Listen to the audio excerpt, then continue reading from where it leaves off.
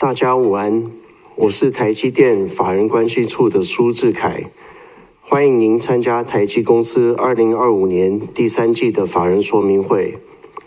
由于本法说会是向全球投资人同时连线转播，所以我们会全程使用英文，请您见谅。Good afternoon, everyone, and welcome to TSMC's third quarter 2025 earnings conference call. This is Jeff Su, TSMC's Director of Investor Relations, and your host for today.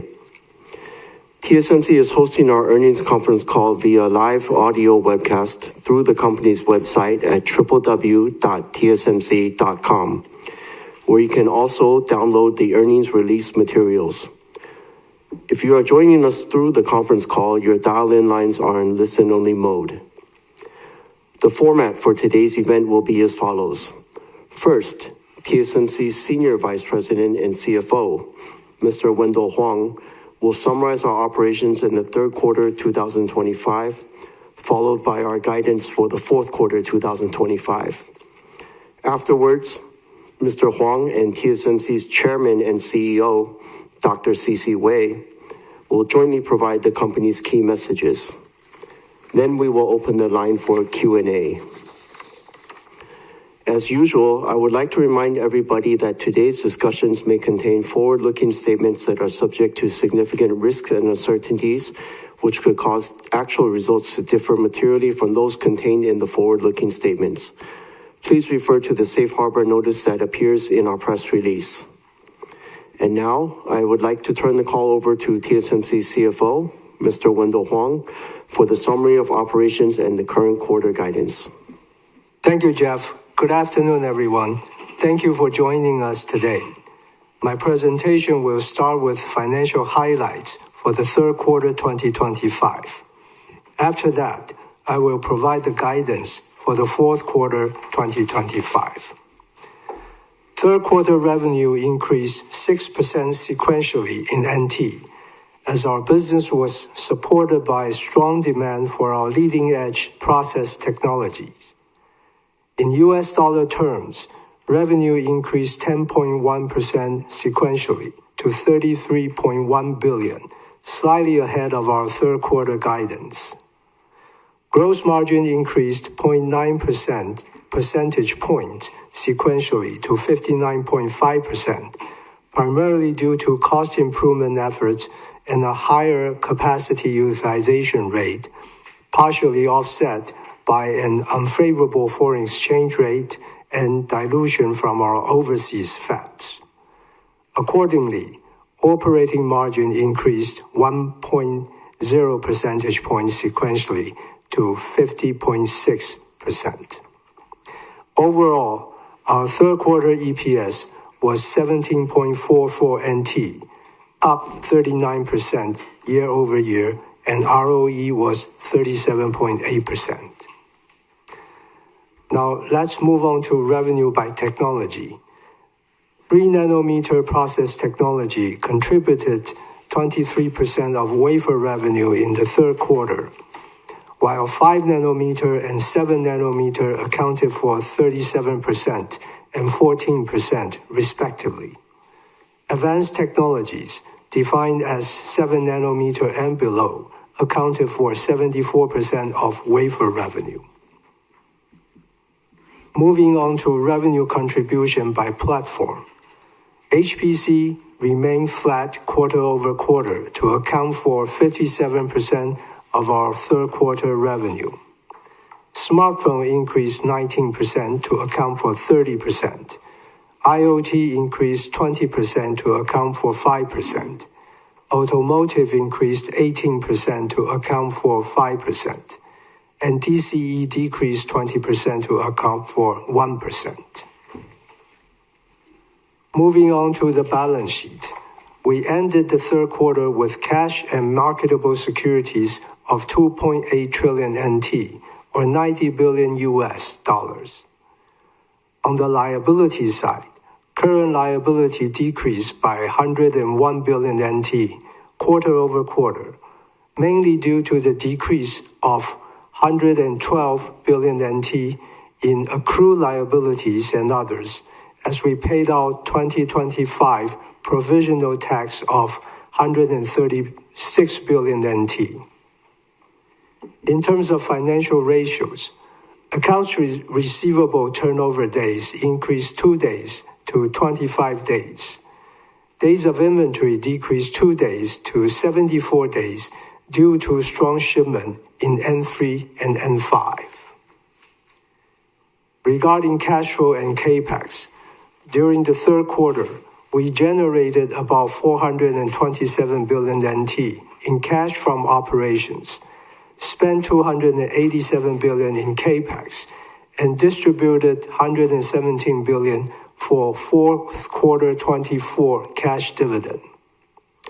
Overall, our cash balance increased 106 billion NT to 2.5 trillion at the end of the quarter. In US dollar terms, our third quarter capital expenditures totaled 9.7 billion. I have finished my financial summary. Now let's turn to our current quarter guidance. Based on the current business outlook, we expect our fourth quarter revenue to be between 32.2 and 33.4 billion US dollars, which represents a 1% sequential decrease or a 22% year-over-year increase at the midpoint. Based on the exchange rate assumption of $1 to 30.6 NT, gross margin is expected to be between 59 and 61%, operating margin between 49 and 51%. This concludes my financial presentation. Now, let me turn to our key messages. I will start by talking about our third quarter 25 and fourth quarter 25 profitability.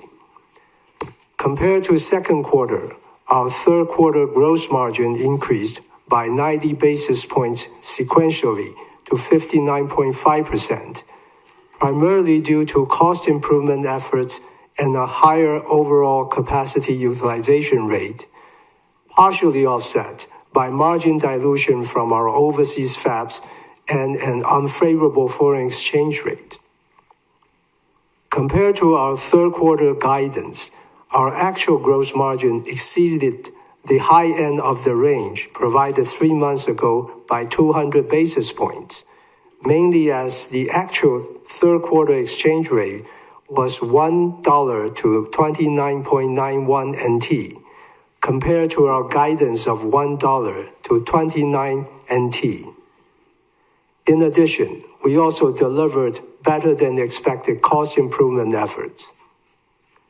We have just guided our fourth quarter gross margin to increase by 50 basis points to 60% at the midpoint, primarily driven by a more favorable foreign exchange rate, partially offset by continued dilution from our overseas fabs.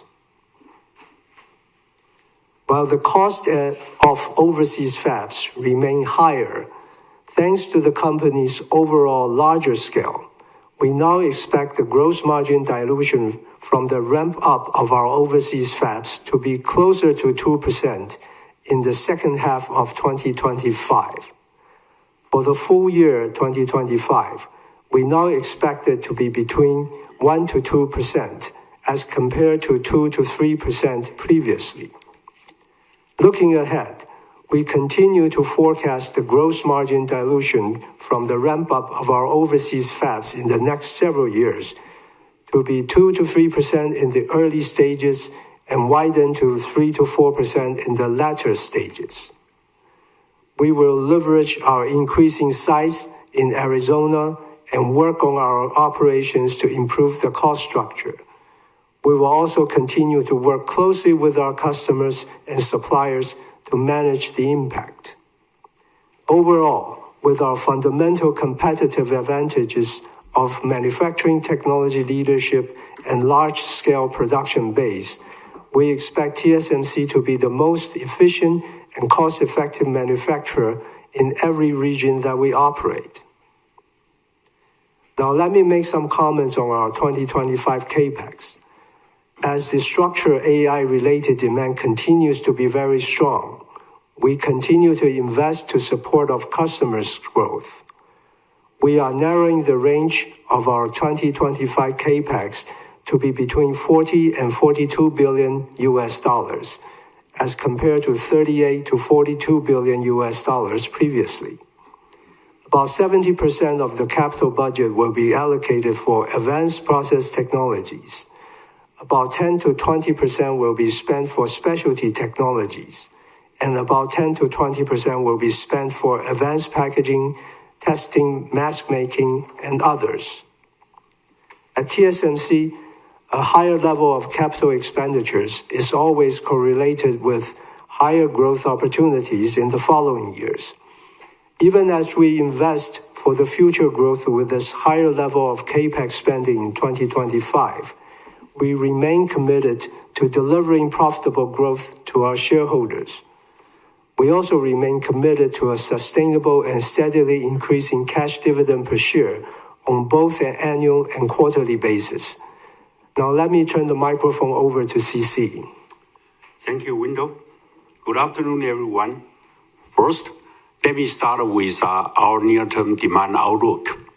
We concluded our third quarter with revenue of US $33.1 billion, slightly above our guidance in US dollar terms, mainly due to the strong demand for our leading-edge process technologies.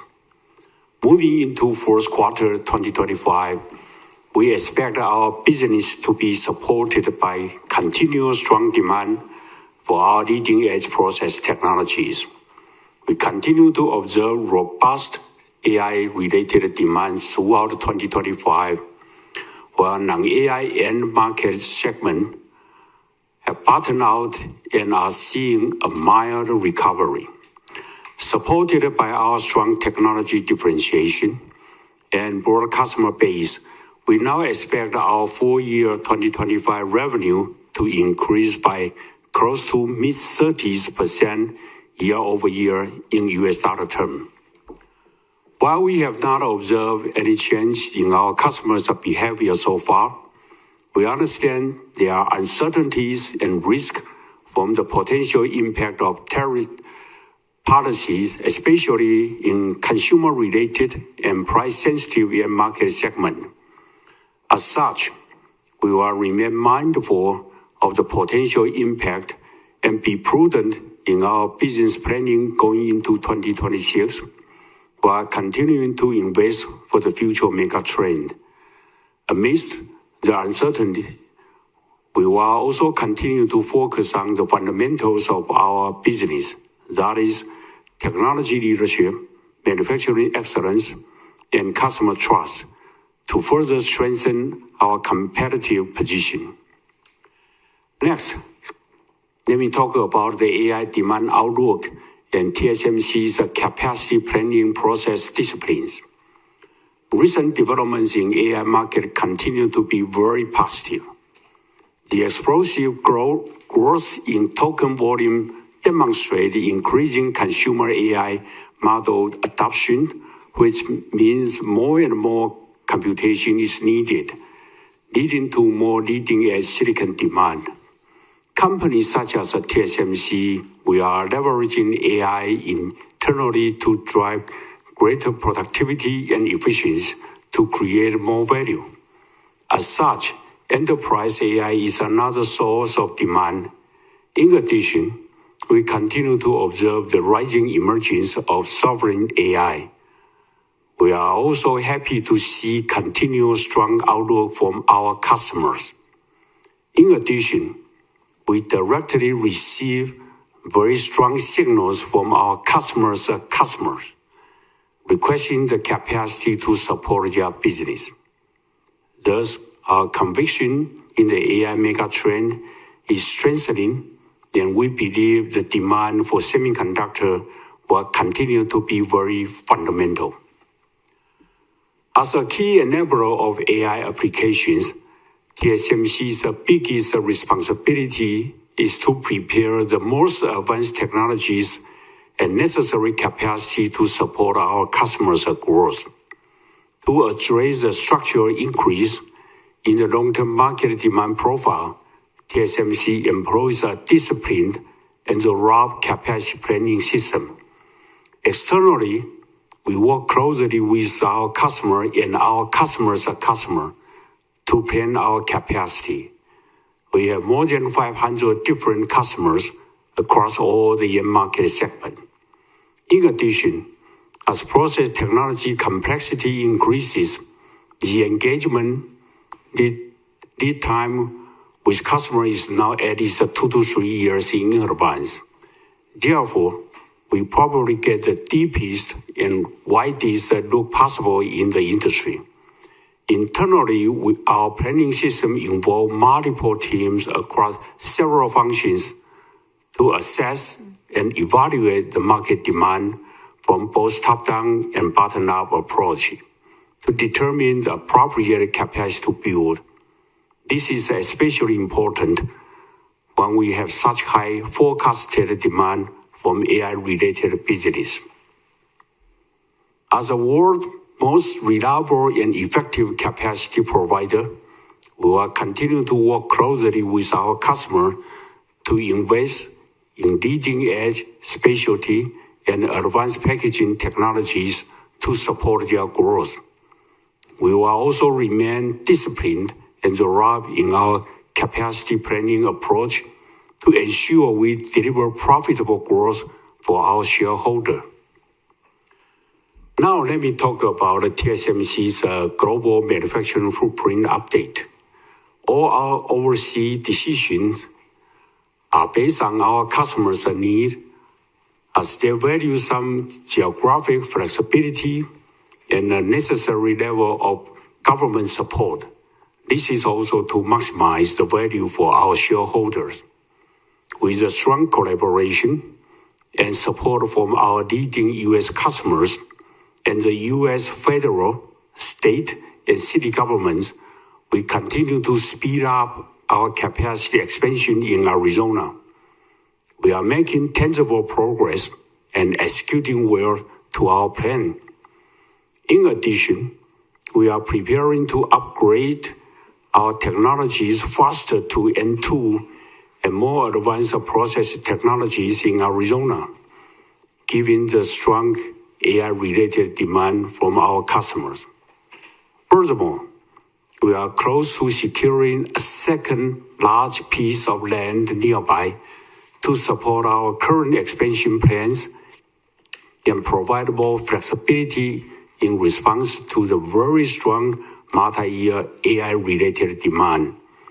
Our plan will enable TSMC to scale up to an independent GigaFab cluster in Arizona to support the needs of our leading-edge customers in smartphone, AI, and HPC applications.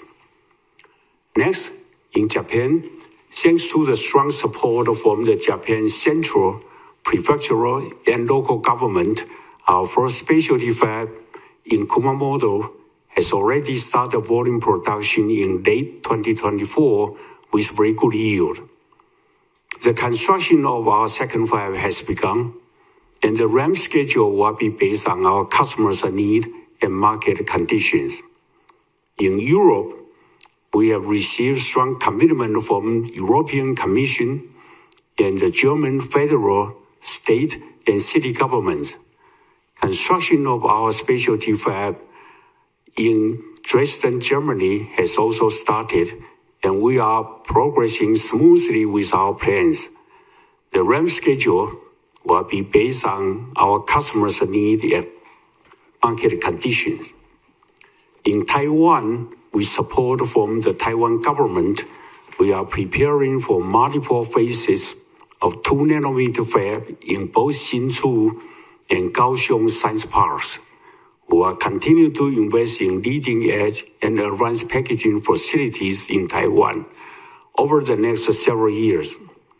By expanding our global footprint while continuing to invest in Taiwan, TSMC can continue to be the trusted technology and capacity provider of the global logic IC industry for years to come. Finally, let me talk about our N2 and S16 status. Our 2 nanometer and A16 technologies lead the industry in addressing a sizable demand for energy-efficient computing, and almost all innovators are working with TSMC.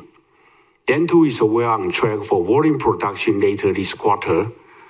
With good yield, we expect a faster ramp in 2026, fueled by both smartphone and HPC AI applications.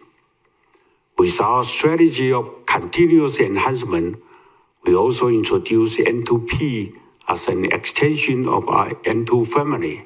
N2P features further performance and power benefits on top of N2, and volume production is scheduled for second half 26. We also introduced A16 featuring our best-in-class superpower rail or SPR.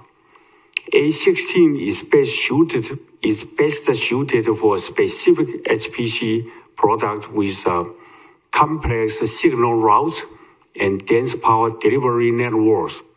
Volume production is on track for second half 26. We believe N2, N2P, A16, and its derivatives will propel our N2 family to be another large and long-lasting node for TSMC. This concludes our key message, and thank you for your attention. Thank you, CC. This concludes our prepared statements. Before we begin the Q&A session, I would like to remind everybody to please limit your questions to 2 at a time to allow all the participants an opportunity to ask their questions. Should you wish to raise your question in Chinese, I will translate it to English before our management answers your question. For those of you on the call, if you would like to ask a question, please press the star, then 1 on the telephone keypad now. If at any time you'd like to remove yourself from the questioning queue, please press star, then 2. Now, let's begin the Q&A session. Operator, can we please proceed with the first caller on the line? Thank you. Yes. First one, Goku Hariharan, JP Morgan. Go ahead, please. Yeah, thanks. Good afternoon, CC, Will, and Jeff. Great result again. So on the AI front, CC, I think you have met with pretty much everybody who is driving the Gen AI revolution over the last couple of months. And as you said, everybody seems to be a lot more positive. I think we gave a guidance of mid-40s data center AI growth CAGR earlier this year until 2029. Anything that you see which should kind of change that number? Definitely feels like the growth today seems to be much stronger. And related to that, you did talk about the very detailed capacity expansion planning that TSMC does. In past technology cycles, TSMC CapEx has gone up significantly to prepare for the next upgrade or next leading edge node. But in this cycle, TSMC revenues have grown 50% from the previous peak in 22. CapEx has only grown about 10%. So how should we think about the CapEx over the next couple of years? I know that you're not giving numerical guidance yet, but just wanted to understand, like, are we looking at much higher CapEx in the next couple of years, given all these conversations you've had? And I had a follow-up after that. Thank you. Okay, so Goku, first question, sorry, Goku, let me summarize for everyone's benefit. So again, he wants to know firstly related to the AI related demand that TSMC works with many, if not everyone who is doing AI, and many of the customers seem to be even more positive today. So I guess he would like to ask CC sort of what are we seeing or hearing from our customers? And then we had previously said that the next 5 years from 2024 to 29, we expect AI accelerator to grow at a mid-40s CAGR. Is there any update to this? I think this is the first part, then I'll get to the second part on CAPEX. Wow, that's a long question, isn't it? But Goku, the AI demand actually continue to be very strong. Is more stronger than we thought 3 months ago. Okay, so in today's situation, we have talked to customer, and then we talk to customers a customer. So the CAGR previously we announced is about the mid 40s, but it is still it's a little bit better than that. We will update you probably in beginning of next year, so we have more clear picture. Today the number are insane. And then the second part of Gokul's question related to CAPEX, he notes that in the past, when TSMC sees opportunities for higher growth, past cycles or past instances, we would step up the CAPEX significantly to prepare to drive the future growth. But he notes this cycle, actually, though while CAPEX is increasing, the revenue is increasing even faster.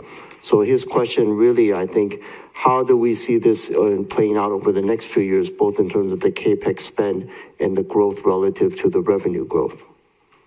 Okay, Gokul, every year we spend the CAPEX based on the business opportunity in the following few years. As long as we believe there are business opportunities, we will not hesitate to invest. And if we do our job right, the growth of our business, of our revenue, should outpace the growth of the CAPEX. And that's what we have been delivering in the past few years. Now, going forward, assuming we're still doing a very good job, then we will continue to see that happening again. So, a company of our size, the CAPEX number, it's unlikely to suddenly drop significantly in any given year. Now, when we continue to invest and our growth is outpacing CAPEX growth, then you see the growth like what we have done in the past few years. Understood. I know that it is unlikely to drop, but it is also likely to grow quite a bit given what CC mentioned in terms of every customer asking you and every customer requesting you for capacity addition, right? Yeah, as I said, a higher level of CAPEX is always going to be correlated with a higher growth opportunity. So as CC said, next year looks to be a healthy year, and we are confident on the mega trend that we'll continue to invest. Okay, go. Got it. Yeah. Maybe one more follow-up question from me, CC. I think last year also you gave us an indication of how much CoWoS capacity you would be building. I think you talked about 2x of doubling the CoWoS capacity. It clearly feels like even that is not enough. Could you give us some idea about how much capacity would you be building next year, just to get some idea about what you are seeing in terms of AI demand, and also just to get some understanding of TSMC's data center AI exposure? I think last year we talked about mid-teens revenues. Where do we end up this year? Do we end up close to like 30% of revenues coming from AI? Okay, so Gokul, your second question, really, he wants to understand, can we provide any detail or colors on the CoWoS capacity plan for 2026 in terms of year-on-year increase, and also in terms of our definition of AI accelerator revenue, the narrow definition, how much will it contribute for 2025 revenue? Is it 30%? Well, Gokul, this is CC Wei again. Talking about the CoWoS capacity, all I can say is continue the 3 months ago, we are working very hard to narrow the gap between the demand and supply.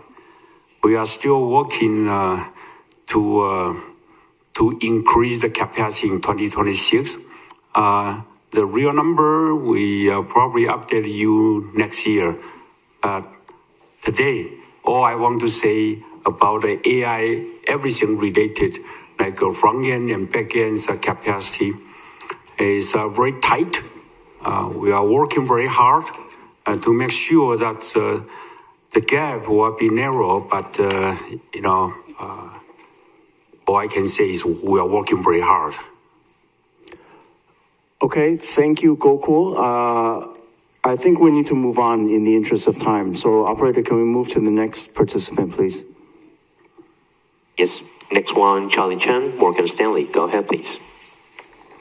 Thanks for taking my question. And again, congratulations for very strong results, CC, Wendell, and Jeff. So my first question is really about your leading edge demand. As CC just mentioned, your front-end demand is also very strong into next year. But one of your major customer said that more so is dead. I think his point is that by doing maybe a system level, innovation in the thermal, etc., can boost up more kind of performers. So just a kind of dumb question: how do we reconcile your very, very strong leading edge demand and that customer continue to migrate to your most advanced nodes, and also you continue to reflect the value, whereas the customer continue to think that more so is that? Can we get some clarification from TSMC?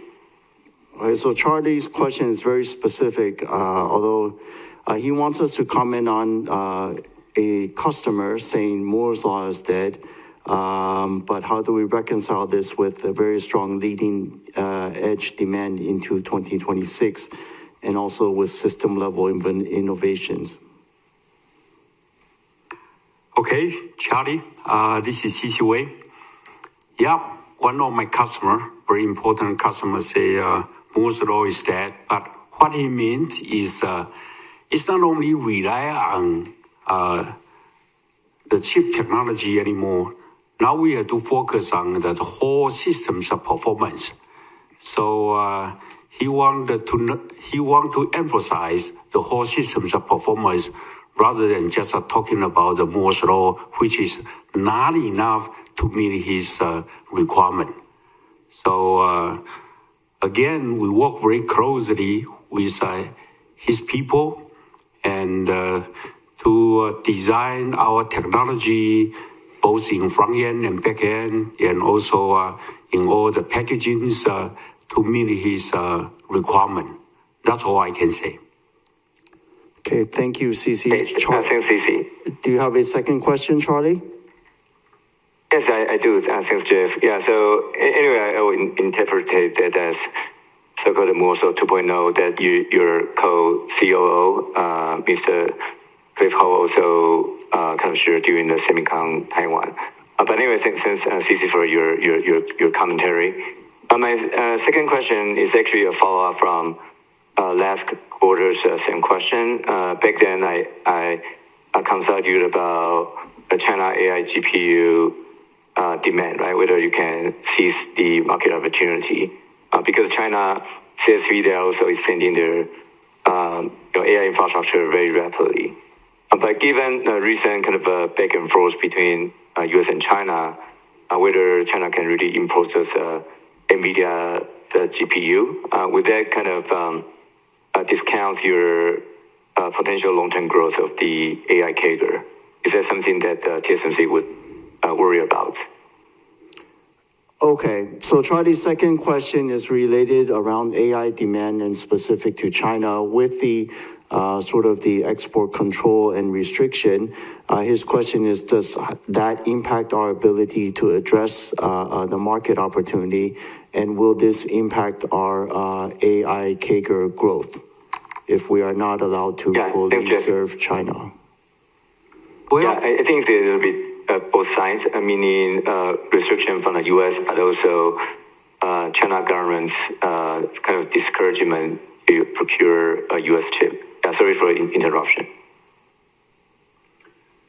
Well, Charlie, to speak the truth, I have confidence on my customers, both in graphic or in ASIC. They are all perform very well.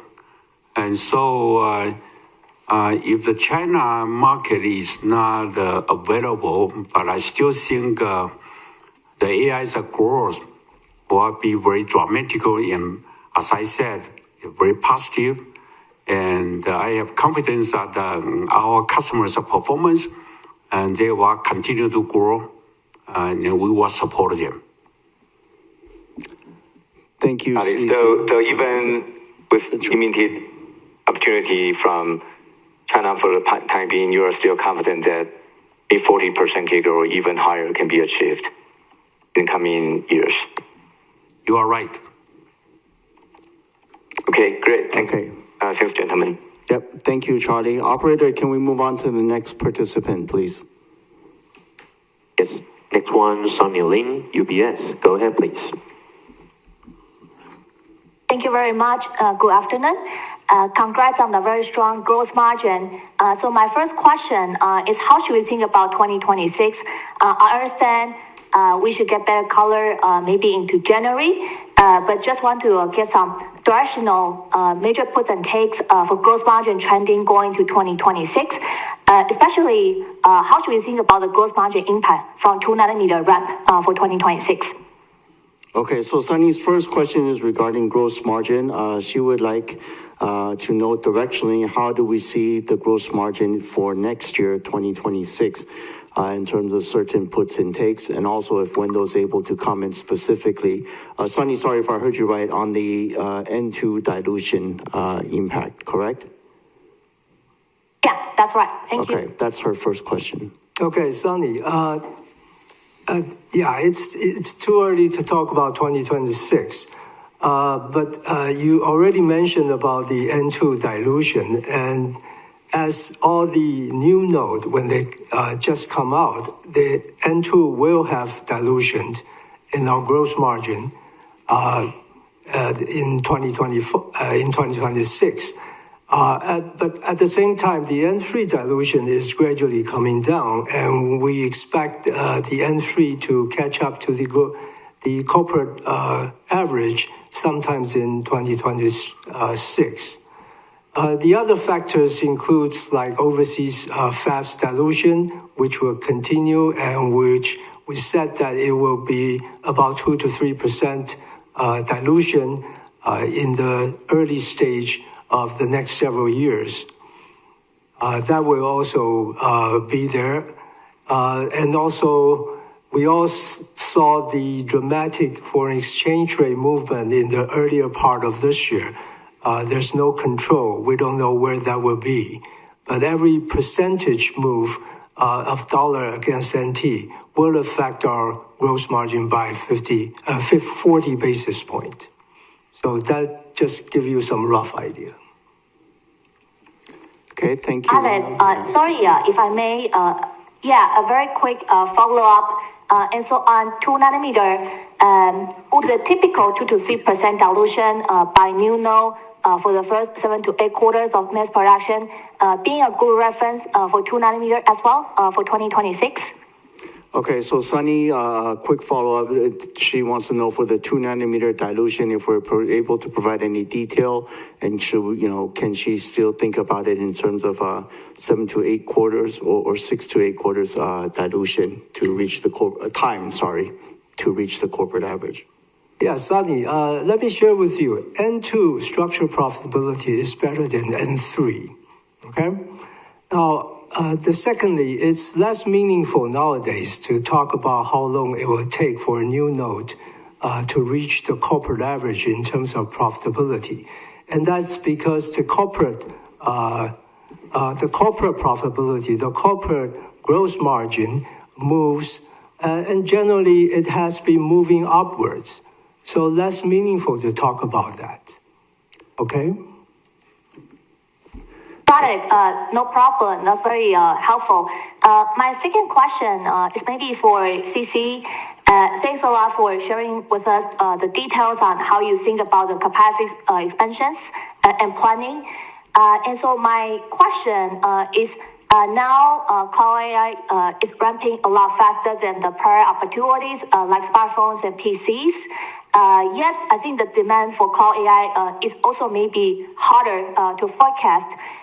So just want to maybe get a bit more color from you that now versus the prior rounds of capacity expansions, what is TSMC doing differently versus before, and how do you ensure that while you are ramping up the capacities more quickly, while still having good risk control?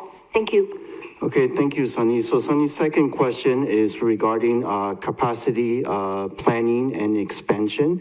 In a capital-intensive business, she notes this is very important, but in the past, smartphone and PC mega trends, today it's AI and cloud AI. She's wondering, does that make this planning process more difficult to forecast? And what are we doing differently, or how do we forecast this to make sure that we are, investing appropriately? Sunny, indeed, right now, because of, I believe we are just in the early stage of the AI application, so very hard to make a right forecast at this moment. What do we do differently? There's a big difference because right now we pay a lot of attention to our customers' customer. We talk to and then discuss with them and look at their applications, be it in the search engine or in social media's application. We talk with them and see how they view the AI application to those functions. And then we make a judgment about what the AI is going to grow. And so this is what the different as compared with before. We only talk to our customers and have an internal study. This is different. Did I answer your question? Got it. Thank you very much, CC. Yeah. And looking forward to the CAPEX guy in January. Thank you. You're welcome. All right, thank you, Sunny. Operator, can we move on to the next participant, please? Next one, Bruce Lu, Goldman Sachs. Go ahead, please. Hello, thank you for taking my question. I think Jensen talked about like 3 to 4 trillion, AI infrastructure opportunity by 2030, right? This compared to like 600 billion CAPEX recent for this year implies for about 40% CAGRs. This is similar to TSMC guidance for the AI growth, right? But, for me, first of all, what I want to know is what's the TSMC's view for the AI infrastructure growth for the next 5 years? And what's TSMC's forecast for the token growth rate in the next few years? TSMC used to provide like semi-industry growth, foundry growth, and how much TSMC can outperform the industry, right? Given the context that, can we assume like, TSMC AI-related revenue can track or will track with the CAPEX growth of AI or the major cloud service provider, or should we expect an even higher growth rate for TSMC, considering you're potentially getting more value out of it? Okay, let me try to summarize your question, Bruce. He notes that one of our customers has highlighted a 3 to 4 trillion infrastructure opportunity over the next few years, compared to 600 billion current CAPEX, implying a 40-something% CAGR or growth rate, which is similar to ours. Bruce's question is he wants to know what is TSMC's forecast or view for AI infrastructure growth. He would also like to know what is TSMC's forecast or view for the token growth, and then what is TSMC's AI-related revenue growth. Can it track that of the cloud service providers? And his question is, should it be even higher? Shouldn't it be even higher, given the value that we capture? That's actually several questions, but is that correct, Bruce? That's right. Thank you. Well, Bruce, essentially just want to know that how accurate that we can predict that the AI's demand. We give you a number, roughly is 40, in the mid-40s is a CAGR. Not including all the, infrastructures built up and also align with our major customers' forecast or their view. But more than that, I think if we are talking about the tokens, the number of tokens increase is exponential. And I believe that almost every 3 months it will be exponentially increased. And that's why we are still very comfortable that the demand on leading edge semiconductor is real. And as I continue to say that we look at all the demand and look at our capacity expansion, TSMC need to work very hard to narrow the gap. That's what we are doing right now. Exact number that we probably will share with you in next year, so that when we have a very better, clear picture.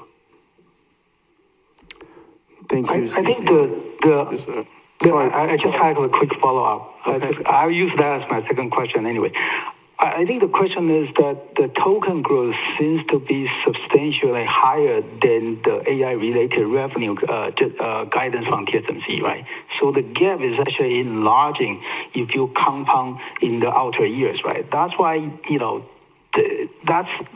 that's the differences between the what we see for the current TSMC outlook and the potential token consumptions, right? So the gap is continue to see it enlarging. How do we solve this, and do we really see that as a major issue? So.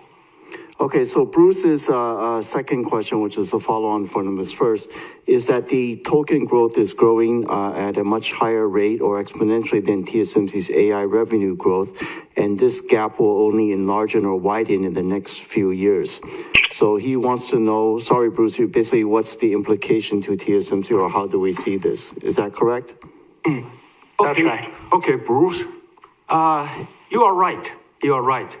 The tokens and the number of tokens increase exponentially is much higher than TSMC's CAGR as we forecasted.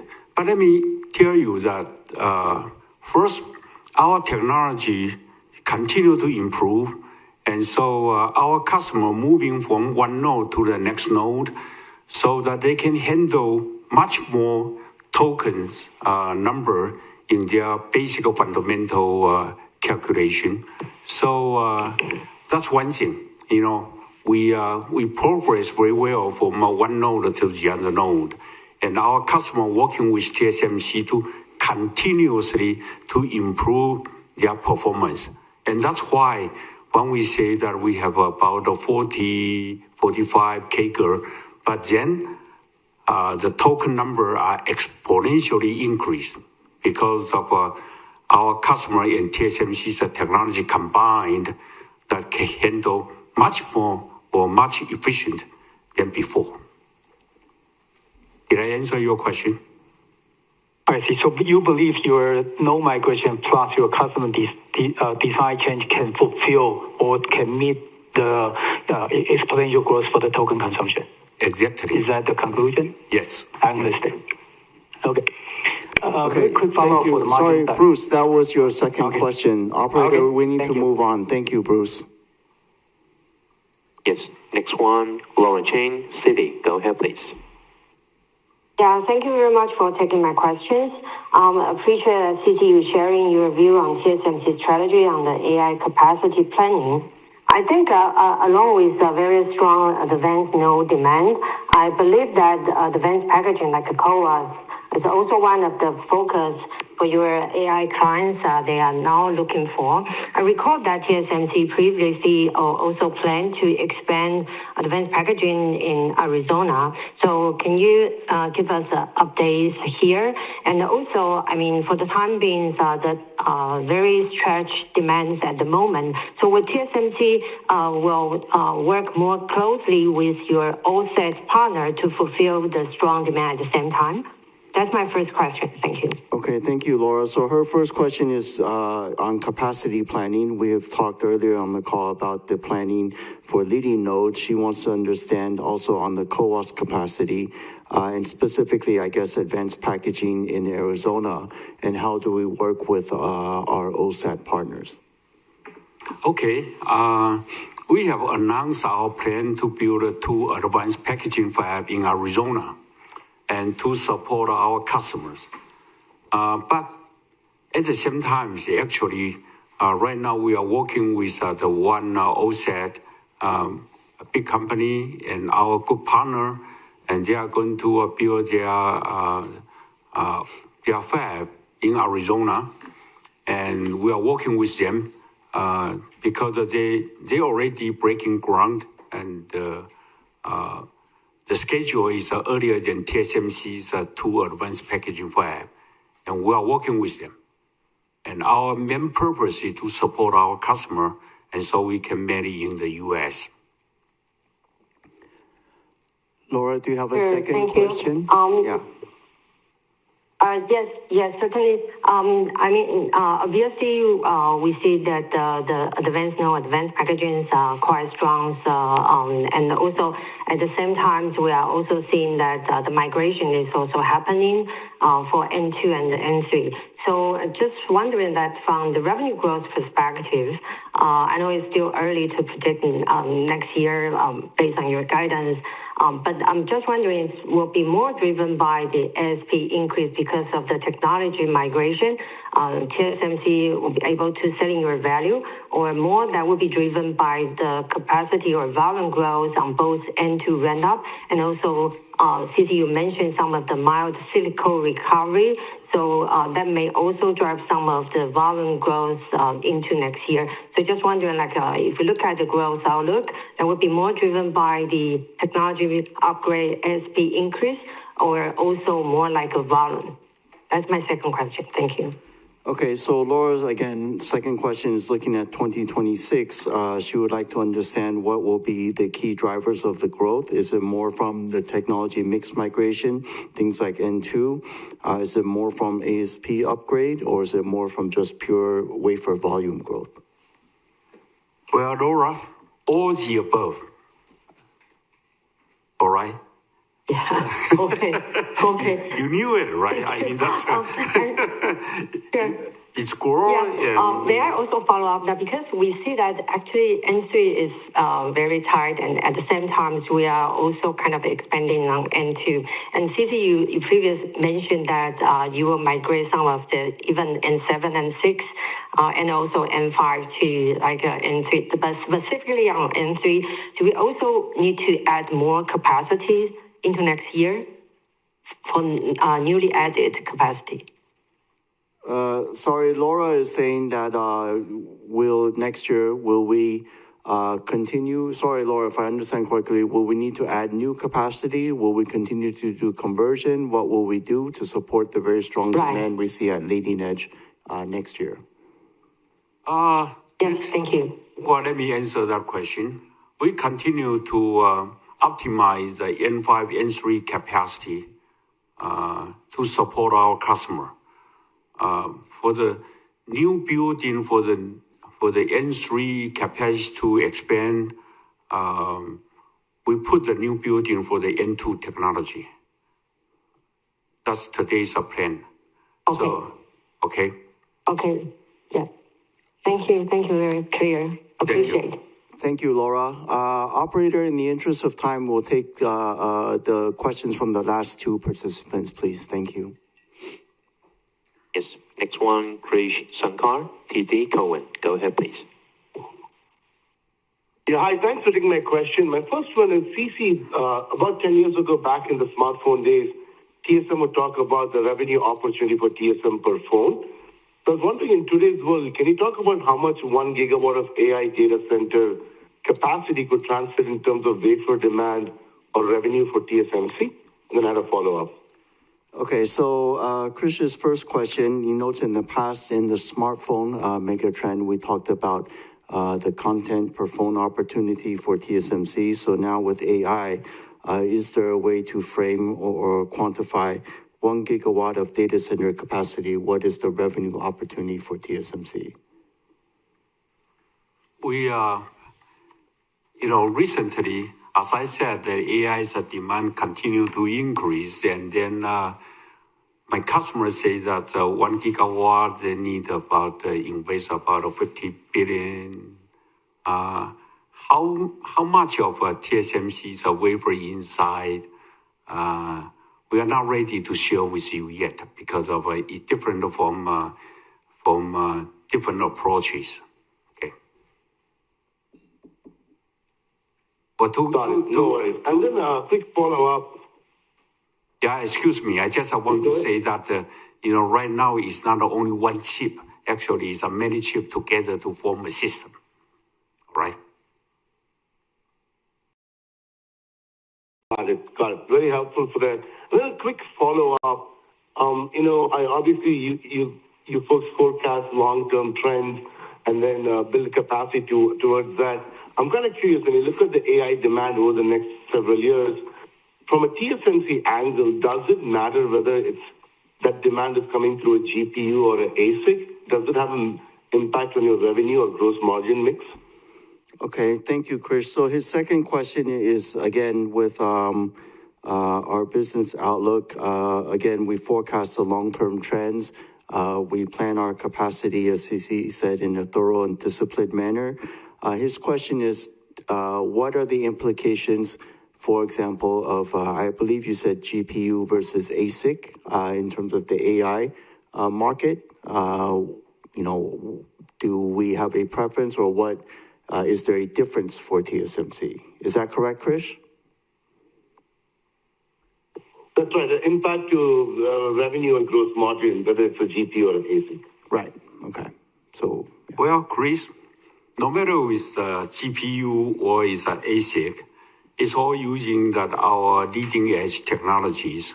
And from our perspective, we are working with our customer, and we all know that they are going to grow strongly in the next several years. So no differentiation in front of TSMC. We support all kinds of types. Thank you very much.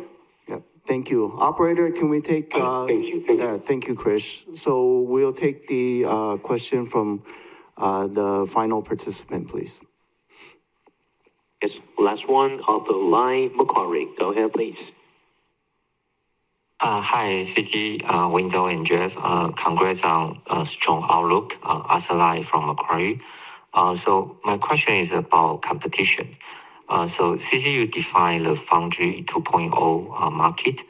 And I wonder what's the strategic initiative the TSMC undertaking to further strengthening your competitive landscape, and also in this broader ecosystem. So some context, I got the question from the U.S. investor as your clients announced they invest in the Intel. Thank you. Okay, so Arthur's question is around competition.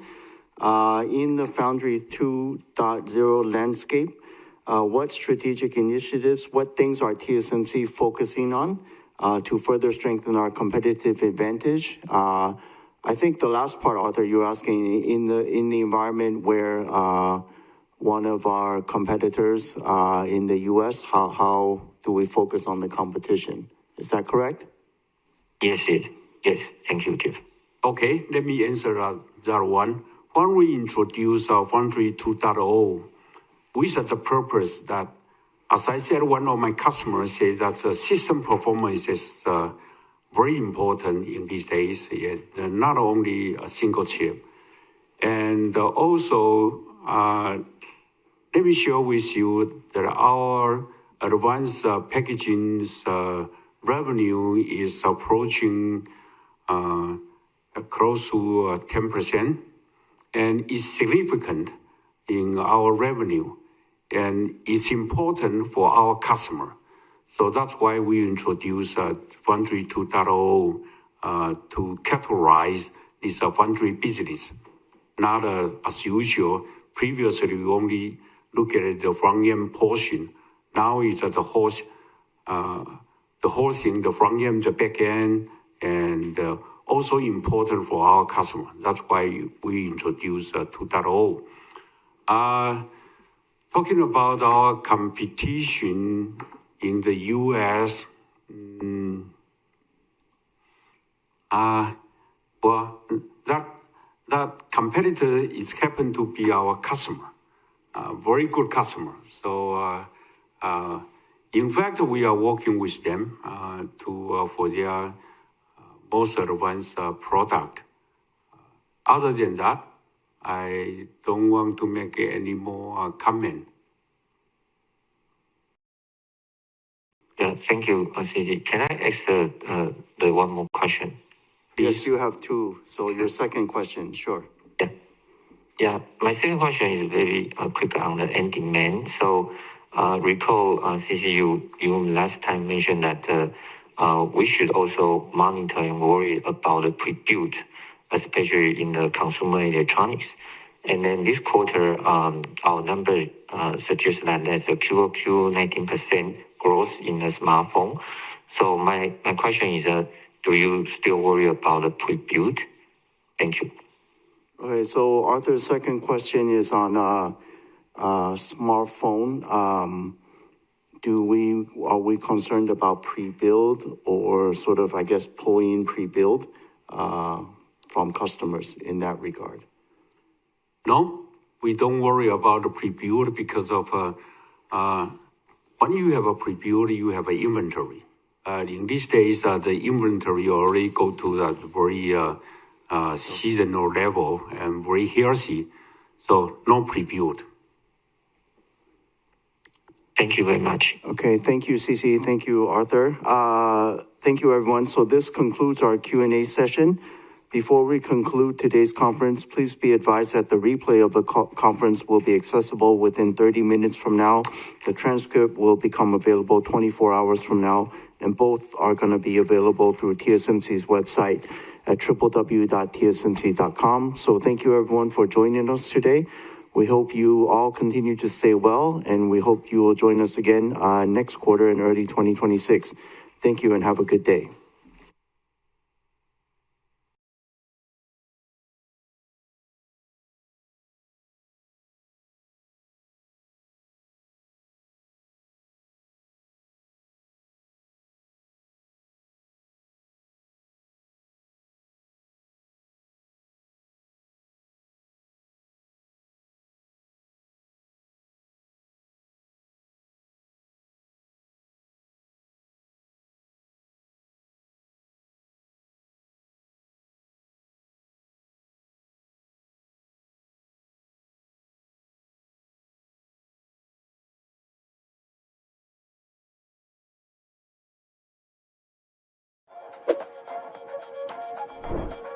万订阅大突破，台视新闻 TTVNews 感谢有你，重要直播随时掌握，时事新闻不漏接，一刀未剪，新闻看得更完整，国际重大事件 ，catch 时事最新脉动，按赞订阅，开启小铃铛。